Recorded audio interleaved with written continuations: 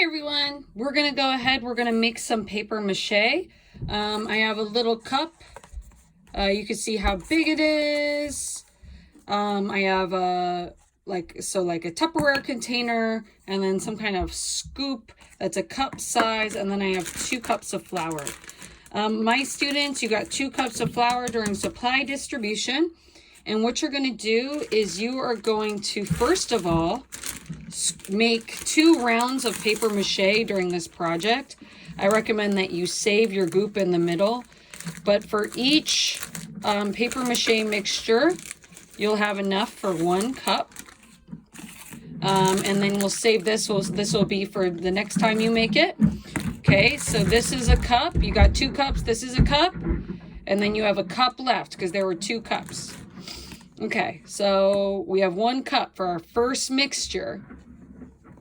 Okay, go ahead, put that in.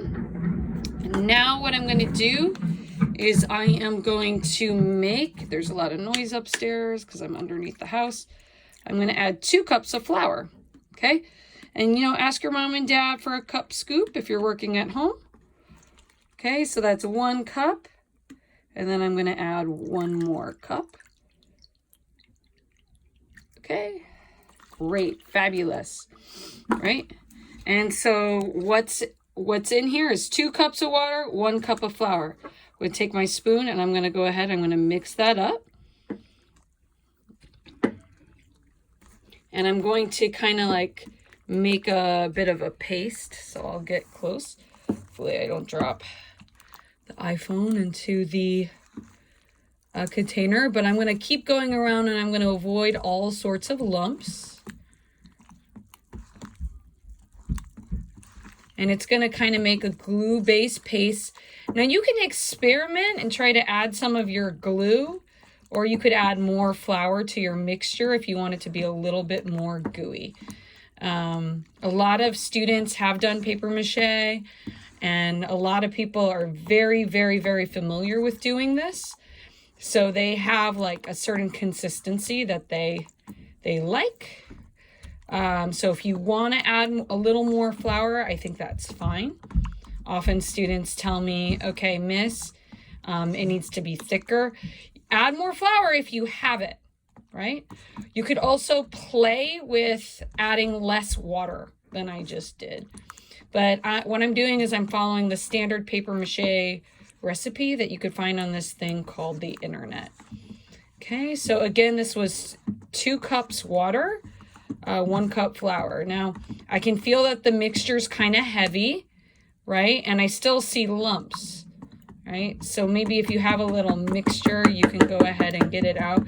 But you really want to kind of flick your wrist and try to get all those lumps out that are hiding. Okay, I still see a couple more lumps hiding.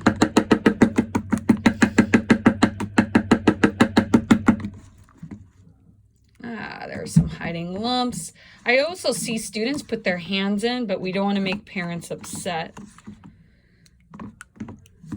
Right.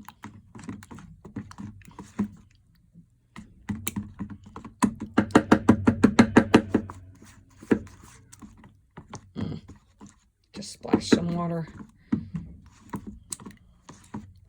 So I would recommend having a paper towel nearby so you can obviously keep your workspace nice and clean. So I think I got all the lumps. Kind of just checking. I see a few more lingering lumps. Really, really scraping at the bottom. But I'm also trying to not splash everywhere and make my parents mad because I'm making a big mess. Now, we don't want to have our laptops or our devices nearby. Okay, so I'm taking my paper towel and I'm wiping my area clean. All right, and if you're doing my project, you can keep following on doing this paper mache math project. So stay tuned.